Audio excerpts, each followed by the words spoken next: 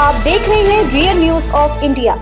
दिल्ली में किन किन सीटों की सबसे ज्यादा चर्चा, यहाँ मिलेगा विधानसभा चुनाव से जुड़े हर सवाल का जवाब। दिल्ली विधानसभा चुनाव के नतीजे सामने आ रहे हैं। सवाल ये है कि क्या आम आदमी पार्टी दिल्ली की सत्ता पर काबिज हो पाएगी या भाजपा 27 साल का सूखा खत्म करेगी। दिल्ली चुनाव से जुड़े कुछ ऐसे सवाल हैं जिसका जवाब जानना बेहद जरूरी है। वहीं चुनाव से जुड़े कुछ ऐसे सवाल भी हैं जो अक्सर पूछे जाते हैं। सवाल, दिल्ली में किन पार्टियों के बीच सीधी टक्कर है। पिछले 10 सालों से दिल्ली की सत्ता पर काबिज अरविंद केजरीवाल की पार्टी आम आदमी पार्टी को शिकस्त देने के लिए भाजपा ने पूरा जोर लगा दिया है। साल 2013 में दिल्ली चुनाव में आप ने कांग्रेस का समर्थन लेकर सरकार बनाई। हालांकि ये गठबंधन सरकार महज 49 दिनों तक ही चल सकी। इसके बाद साल 2015 में विधानसभा चुनाव हुए और आपने जबरदस्त जीत हासिल की। इसके बाद साल 2020 में आपने बाजी मार ली।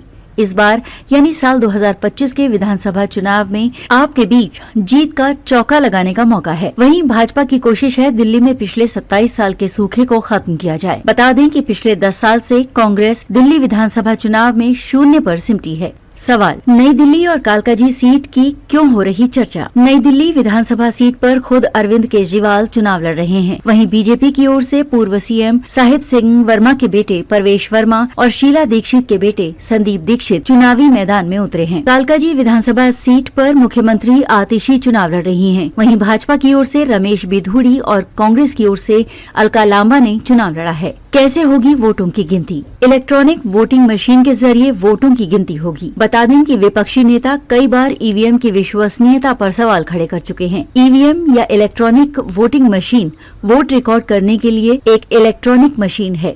इसमें 2 यूनिट होती हैं, एक कंट्रोल यूनिट और एक बैलेटिंग यूनिट। 2010 से चुनाव आयोग ने VVPAT या voter verifiable paper audit trail नामक इस तीसरी इकाई को वोटिंग प्रक्रिया में जोड़ा है। इस मशीन के जरिए एक पेपर रसीद प्रिंट होती है जिससे मतदाता को ये पता चलता है कि उसने कैसे वोट किया है।